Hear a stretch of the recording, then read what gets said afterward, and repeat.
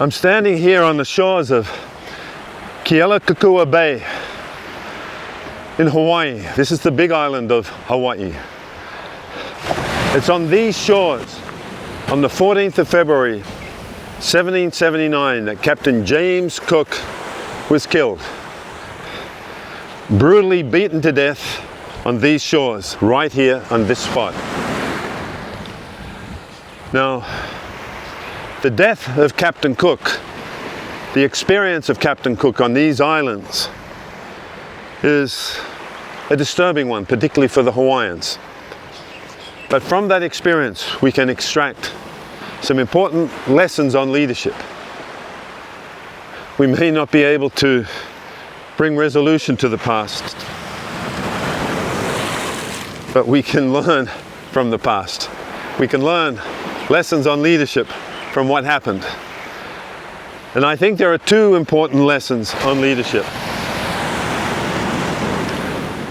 One pertains to how we cross boundaries and interact with the other, a different group.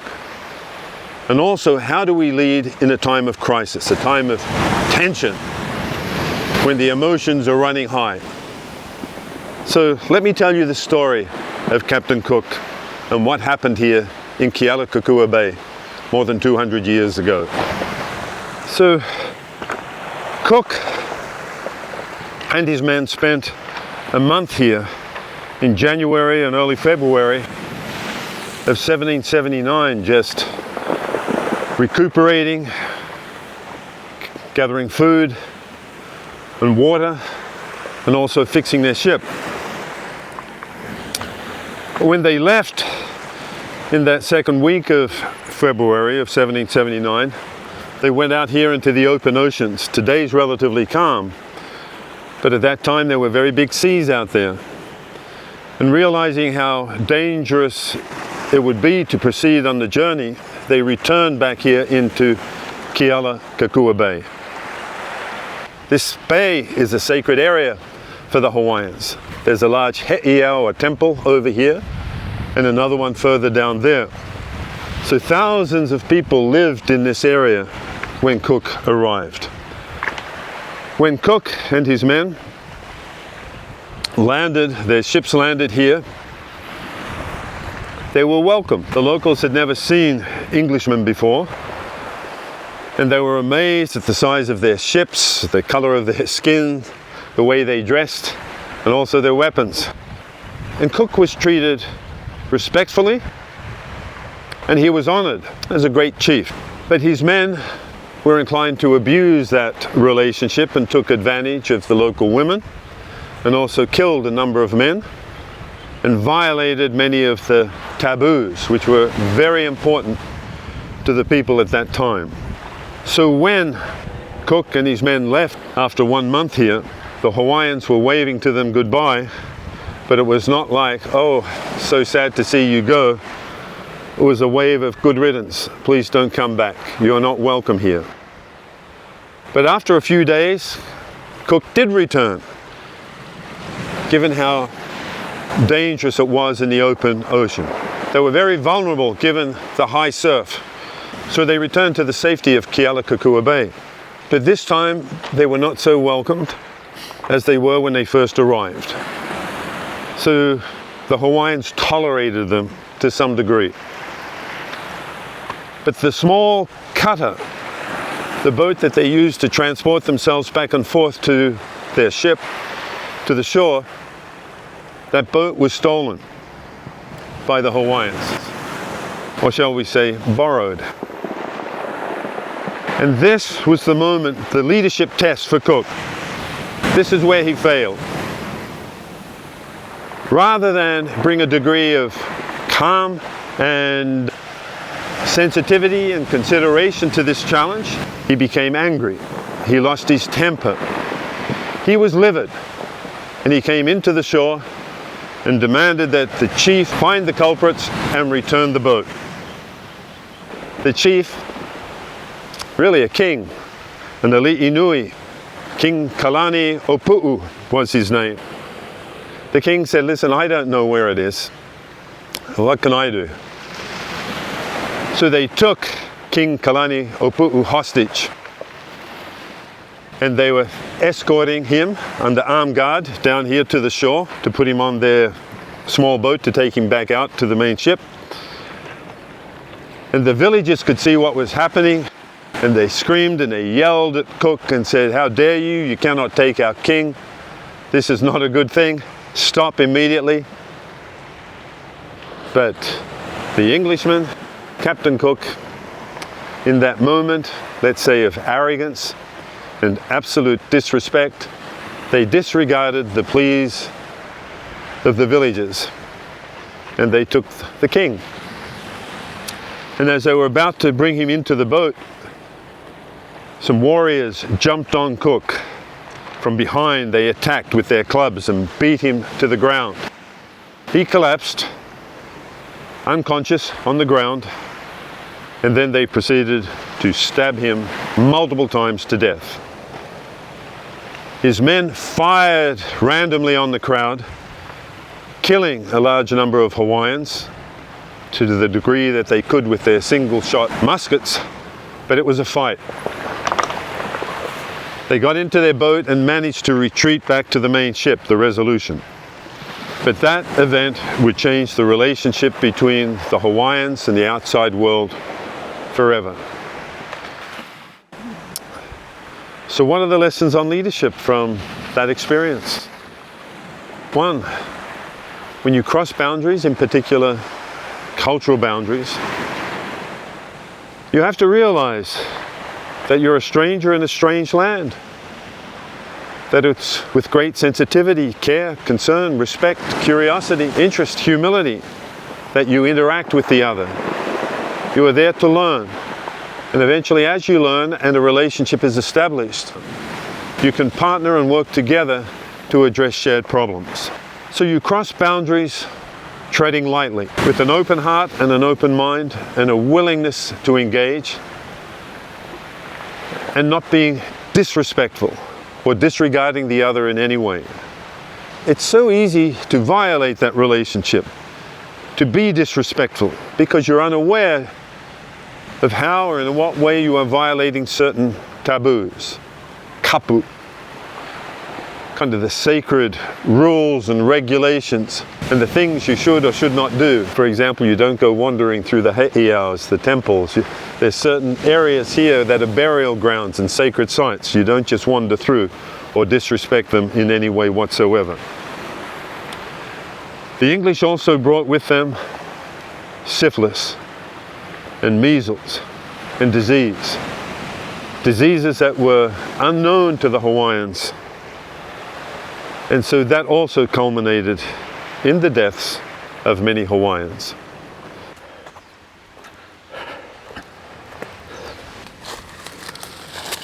There's one more thing as it pertains to crossing boundaries that's very important in the realm of leadership. When you enter a new system, a complex system, a new group of some sort, be diagnostic, be analytical, be observational. Try to understand the lay of the land. I'm talking about the human terrain, the groups, the factions that exist in that system. Don't relate to that new entity as a single amorphous entity, and that's exactly what Cook did. Cook related to the Hawaiians as one single group. Had Cook been more diagnostic, he would have realized that there were three different factions in this community. So you had the ali'i, the chiefs, the king, the warriors. They were one faction. They literally lived at one end of Kealakekua Bay. At the other end of Kealakekua Bay was the heiau, the temple, and at the temple lived the priests. They were another faction. The third faction were the commoners, the ordinary people. See, when Cook arrived, he was treated by the priests at least as some kind of a god, Lono, the great Lono. Lono is the god of fertility, the god of agriculture. You know, whether or not they believed he was Lono or a representative of Lono or simply a great man who arrived at this unique, propitious time when they were celebrating the Makahiki festival. This Makahiki festival is this month-long festival of dance, of chanting, of singing, of prayer, of playing all sorts of games. And Cook arrived at this particular moment while these celebrations were going on.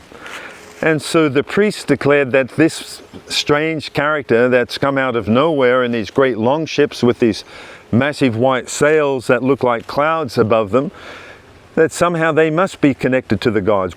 Who else could they be as they've arrived here on these shores? So they attributed something sacred or transcendental to Cook. Not everybody bought into that. The warriors, they were suspicious of Cook right from the very beginning.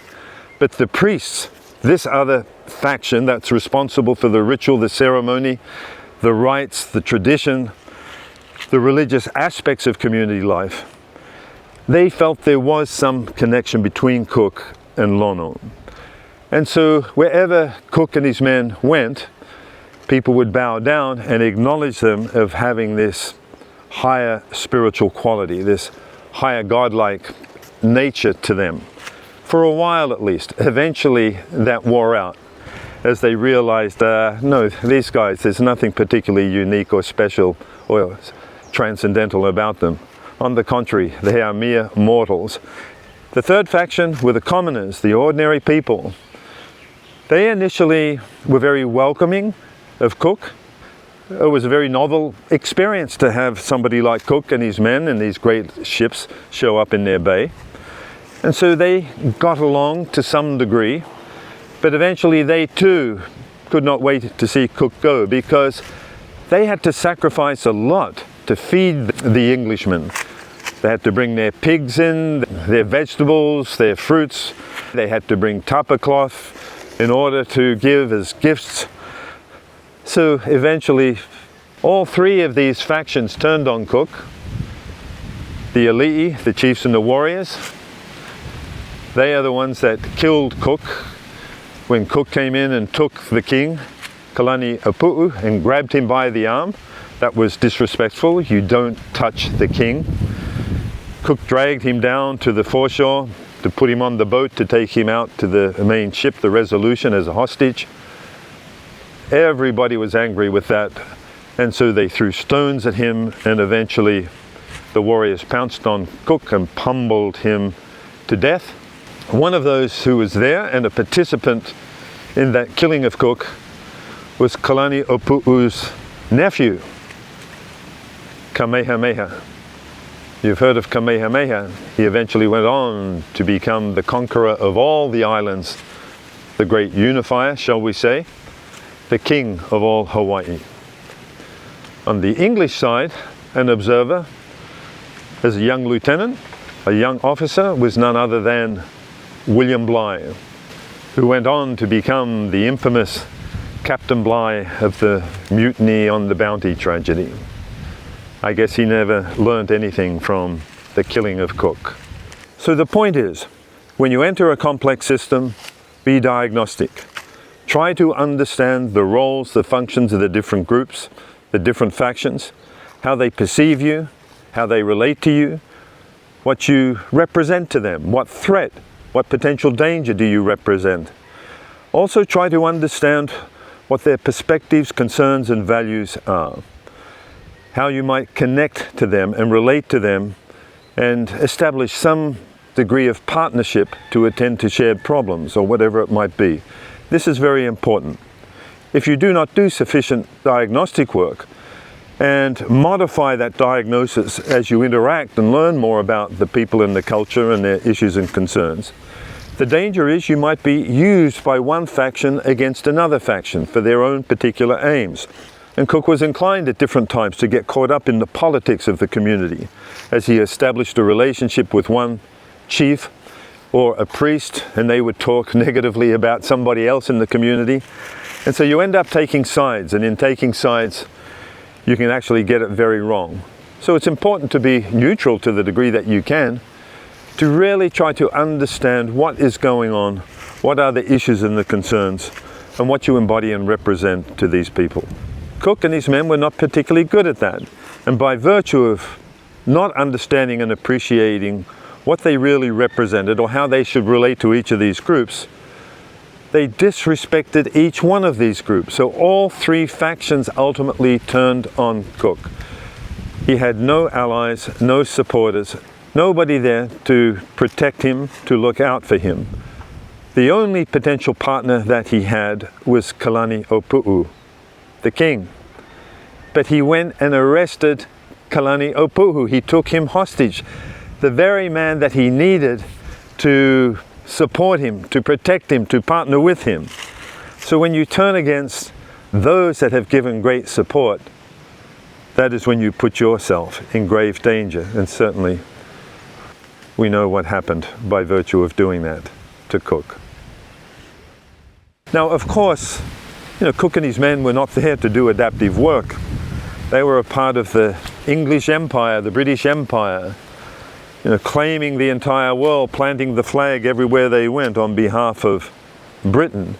So I understand that their purpose was very different from anyone wanting to cross boundaries, build partnerships, establish connections on behalf of shared challenges. They were there for an exploitational purpose. And the local indigenous people realized that, the Hawaiians understood that, and therefore they killed him. The other lesson on leadership pertains to leading in a time of crisis, a time of emergency, a time of tension. This is a time when you need a clear head, when you have to restore some degree of equilibrium, some degree of ease and calm. So in that clear-minded state, you can act with rationality and sensitivity in a way that does not make the situation worse. But Cook made the situation worse. Their boat was stolen and Cook was livid. He lost his temper in a moment when he should not have lost his temper. And he took the king of all people hostage. In a time of crisis, the emotions are running high. You want some degree of resolution or retribution. You want to resolve the conflict. You want to right the wrong. You want to deal with the injustice. So there is an indignation, a self-righteous indignation. That's what Cook had. It led him to come storming onto the shore and demanding that their boat be returned, and then taking the king hostage. And this was not like Cook to do this. Generally, under pressure, he was a very calm man. He was one of the most respected mariners, navigators, and explorers that the British had. He had proved himself in battle. He had proved himself so many times in many situations of crisis. But in this moment, when it really mattered, he did not rise to the occasion and bring calm or level-headedness to his interactions with the Hawaiian people. And by virtue of not doing that, he was killed. He was killed and died right here on this beach, on these shores, on the 14th of February, 1779.